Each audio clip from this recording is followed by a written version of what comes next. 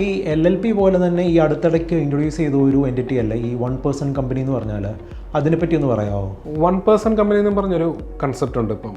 അത് നമ്മുടെ central ministry of corporate അഫയേഴ്സിൻ്റെ കീഴിൽ തന്നെ വരുന്നതാണ്. അത് പ്രൈവറ്റ് ലിമിറ്റഡ് കമ്പനിയുടെ അതേ ഫോർമാലിറ്റീസ്, രജിസ്ട്രേഷൻ ഫോർമാലിറ്റീസും പ്രൊസീജിയേഴ്സും എല്ലാം തന്നെയാണ്.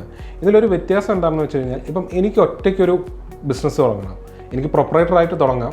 പക്ഷേ കുറച്ചും കൂടി ഒരു കോർപ്പറേറ്റ് ഐഡൻറ്റിറ്റി വേണം, അല്ലെങ്കിൽ രജിസ്റ്റേർഡ് ആയിരിക്കണം, സ്ട്രക്ചേർഡ് ആയിരിക്കണം, അങ്ങനെ ഒരു തോന്നൽ എനിക്കുണ്ട്. എന്നാൽ എനിക്ക് വേറൊരാളെയും അതിൽ പങ്കുചേർക്കാൻ എനിക്ക് താല്പര്യമില്ല.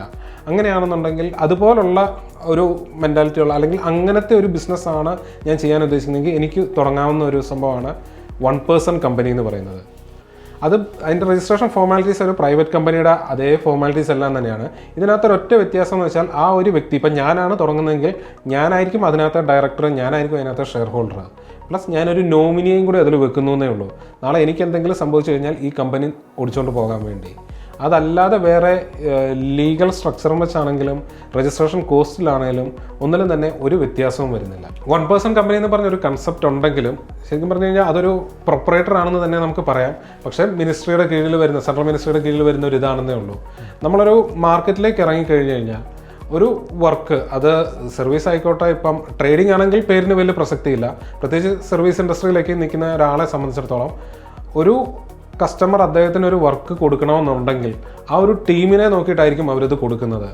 ഇതിപ്പം ഈ 1% കമ്പനിയുടെ കേസിൽ പേരിൽ തന്നെ നമുക്ക് OPC അല്ലെ 1% കമ്പനി എന്നുള്ളത് ഡിസ്പ്ലേ ചെയ്യണമെന്നുണ്ട്.